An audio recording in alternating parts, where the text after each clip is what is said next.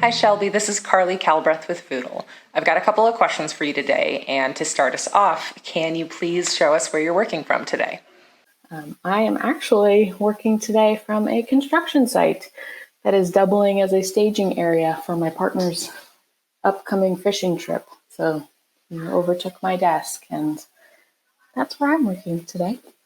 What are some of the similarities and differences in your experience of working in culture at both a large global corporation and a small startup? I've been really lucky to have been in organizations where the employees care deeply about the mission of the company. And I'd say that's probably the most stark similarity between the larger corporations and the small companies, not just in my own experience, but as I talk to my peers as well.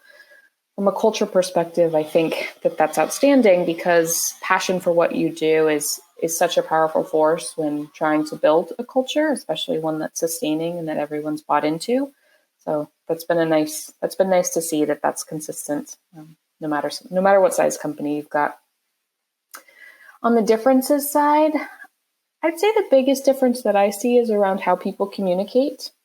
Smaller companies tend to operate more as one team, and so everyone kind of knows a little bit of everything. That obviously isn't sustainable the bigger you get, and so I am, at my time now at Vercel, I'm having to kind of relearn how to have my pulse on everything, but also not meddle too much in other people's business. So. Can you tell a quick story about one thing that you did that drove connection for one of the distributed teams that you've supported? I will happily tell you a story about something that I did to drive connection in a distributed team.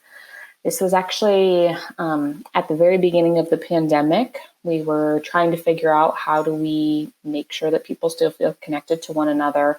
And I had this idea about how can we get glimpses into people's real lives, not just the version of themselves that they bring to Zoom meetings or show up on Slack. So I started an internal video series that was content created almost exclusively by our employees. And about once every 2 weeks or so for a solid 8 or 9 months, I released a film, and it had different themes. We talked about topics that were happening in the world. We talked about things that mattered to us as humans. Sometimes there were no words at all, and it was just footage from people's lives and weekends. And it became a really great creative outlet for me, but also a really powerful way for the team to have authentic views into the lives that they were living and stay connected, even though we weren't able to be together physically. I'm cheating a little bit with my last question here because it's a two-parter, but I want to know, what is the coolest change that you have seen in the workplace in the last 2 years? And what is one change that you are anticipating in the coming 2 years? Thanks so much for your time, Shelby. The biggest change that I think I've seen in the last 2 years is probably around employees really making choices that are right for them and advocating for themselves in a way that I had not seen earlier in my career, and I think has definitely been a lot more intentional. People are changing jobs more so than they have in the last 25, 30 years.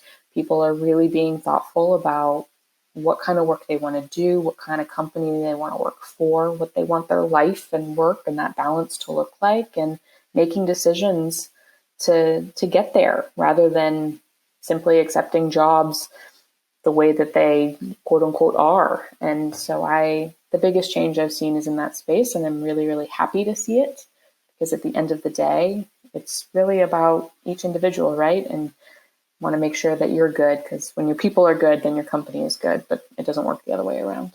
I wish I was a fortune teller and knew what changes were going to come so I could appropriately prepare for them, but I'll take my best stab at that question. I think one of the big changes, I think there will probably be a lot, but one of them that I suppose I hope to see is that more young people start to question the order of operations in which they enter the workplace. I've been talking to middle schoolers and high schoolers for years about how I don't necessarily think college has to be the path for everyone anymore. And I'm seeing little inklings of people kind of catching on to that, and I'm excited and hopeful that perhaps this movement to working remotely and working from home can give more young people exposure to opportunities and to work earlier in their lives and potentially change how they decide to enter the workforce. I think that could be really fun.